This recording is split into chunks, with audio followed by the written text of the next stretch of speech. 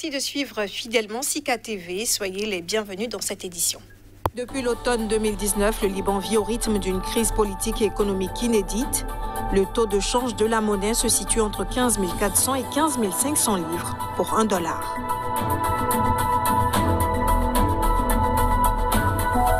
Après des années de sécheresse, des fermiers de l'Est de l'Australie font face depuis des mois à un nouveau fléau, une invasion de souris qui dévore les récolteurs.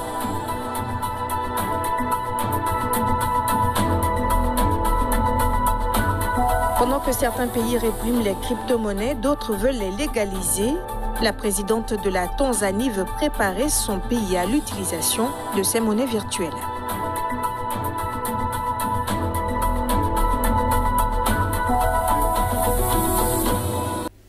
Au Ghana, le cacao est la principale culture d'exportation. Alors que la filière a traversé d'importantes turbulences ces dernières campagnes, les perspectives sont favorables pour cette saison 2020-2021 avec un retour de la production à un bon niveau.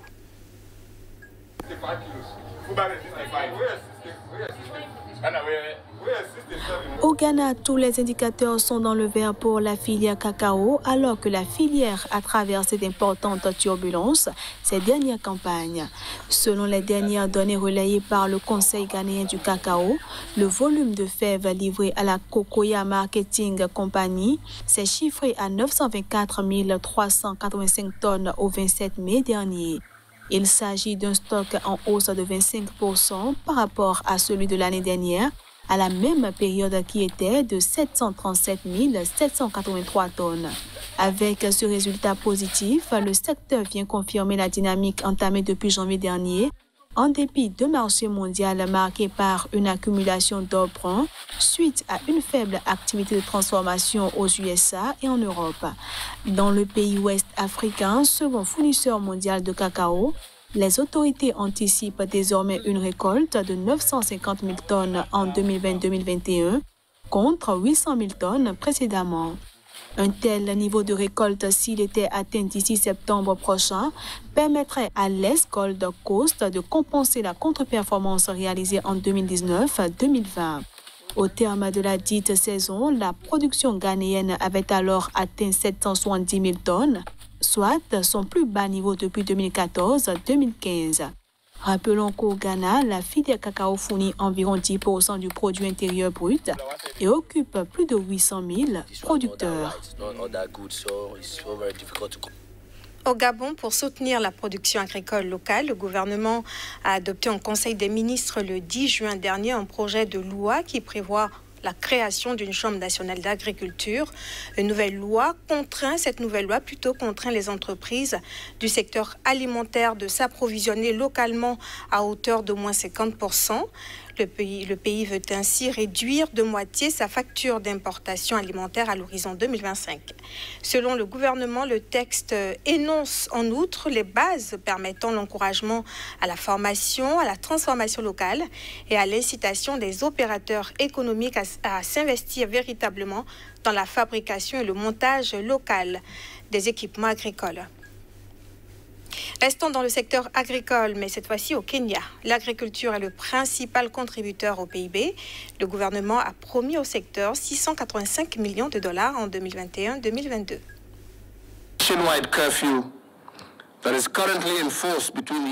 Au Kenya, l'exécutif a décidé d'augmenter son soutien à l'agriculture en 2021-2022.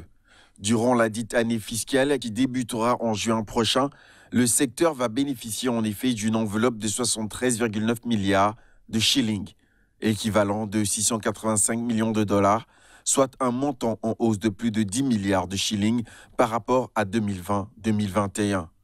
Pour le nouvel exercice, le gouvernement entend mettre l'accent sur le secteur de l'élevage et de la pêche. Il envisage notamment de renforcer son appui à l'aquaculture afin de réduire la dépendance aux captures réalisées dans le lac Victoria. Ce segment, qui fournit près de 25% de la production piscicole annuelle du Kenya, devrait bénéficier de 3 milliards de shillings en 2021-2022.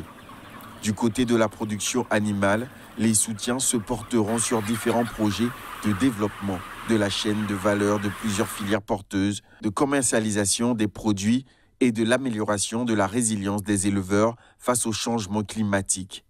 Pour rappel, le secteur agricole compte pour 33% du PIB et emploie plus de 40% de la population. Sur ces dernières années, le financement public qui lui est alloué a été en demi-teinte. Les perturbations liées au coronavirus ont ravivé la nécessité pour les autorités de renforcer leur soutien à ce pilier de l'économie. Pendant que certains pays répriment les crypto-monnaies, d'autres veulent les légaliser. Certains analystes pensent dans les deux cas qu'au stade actuel, la révolution du système financier mondial par ses actifs est inévitable. Pour la présidente de la Tanzanie, il faut que son pays soit prêt. Samia Suluhu Hassan a demandé à la Banque centrale de commencer par travailler sur la question pour ne pas être prise au dépourvu quand ces actifs numériques vont gagner en popularité. Elle a émis cette directive le week-end dernier lors de l'inauguration d'un bâtiment de la Banque centrale dans la région de Mwanza. Selon la dirigeante, les évolutions technologiques et la croissance de la mondialisation apportent de nombreux changements, y compris dans le secteur financier.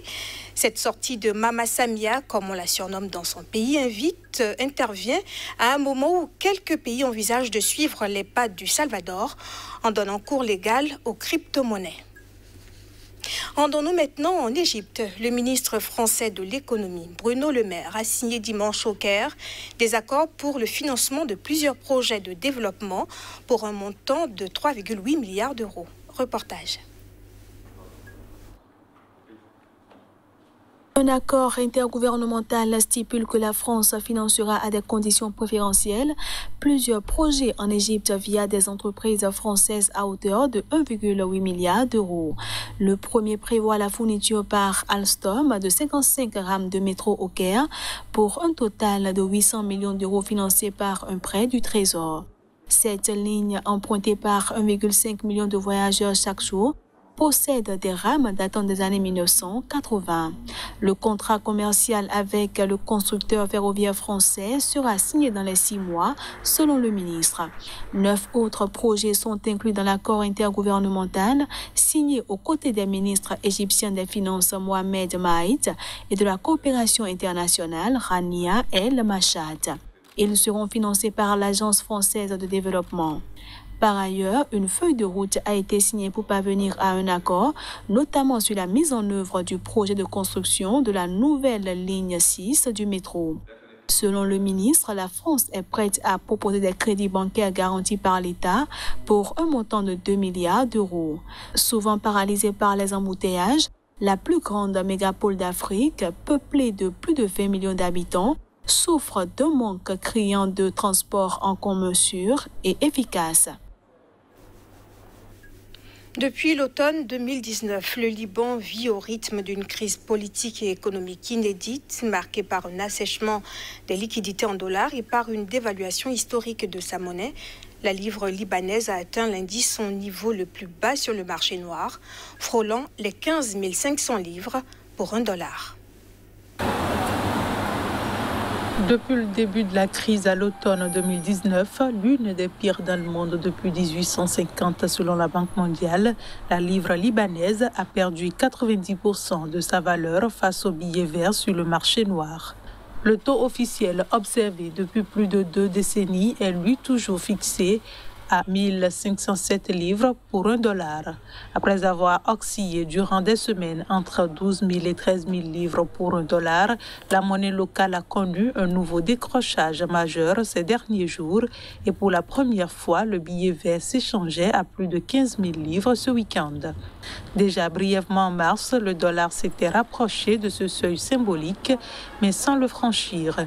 Ce nouvel effondrement de la monnaie nationale inédit par son ampleur dans l'histoire du pays risque d'aggraver un taux d'inflation déjà à 3 chiffres.